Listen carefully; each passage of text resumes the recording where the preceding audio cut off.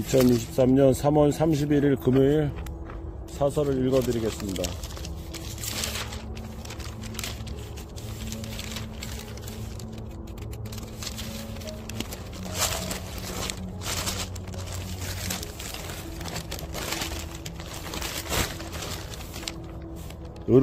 의료사회복지사 증언, 복지 사각 위기 가구 발굴해내야.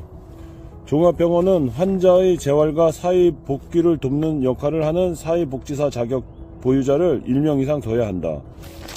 의료법 시행규칙 제38조에 명시되어 있다.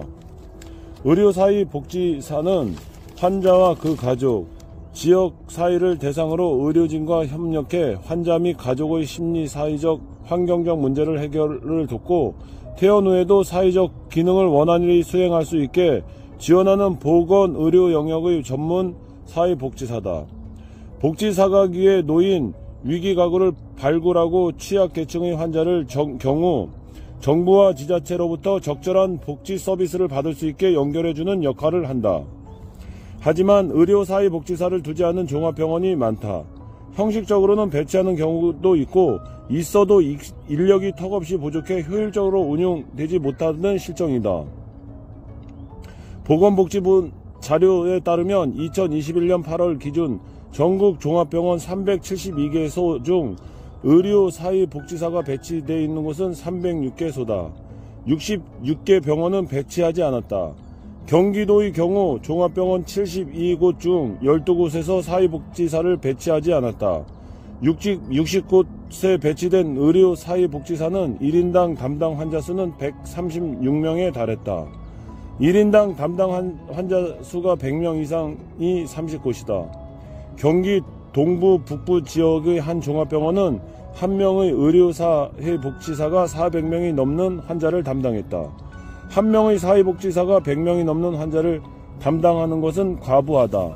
인력이 턱없이 부족한 상황에서 복지사각에 놓인 위기가구 발굴 등 제대로 된 서비스가 어렵다. 대만의 경우 100병상당 한 명의 의료사회복지사를 두고 있으며 미국은 1100병상 병원에 근무하는 의료복지사가 320명이다. 정부가 지난해 11월 의료사회복지사 관련 제도를 개선하겠다고 했다. 병원 내 의료사회복지사 수를 늘리고 의료사회복지사와 지자체 간 협력을 활성화해 병원 내 위기가구 발굴을 강화해야겠다는 것이다.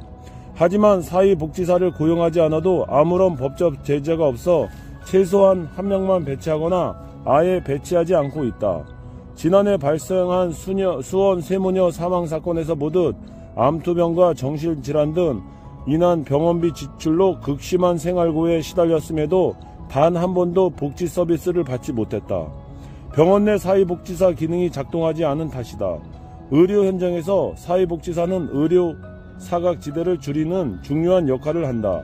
수원 세모녀 사건 같은 비극이 재발하지 않도록 지자체와 병원 간 협력이 중요하다. 정책 실효성을 높이기 위해 제도 개선이 절실하다. 의료기관에 근무하는 사회복지사 배치 기준을 명확히 하고 필요한 인력 충원을 위해 정부와 지자체의 지원이 필요하다.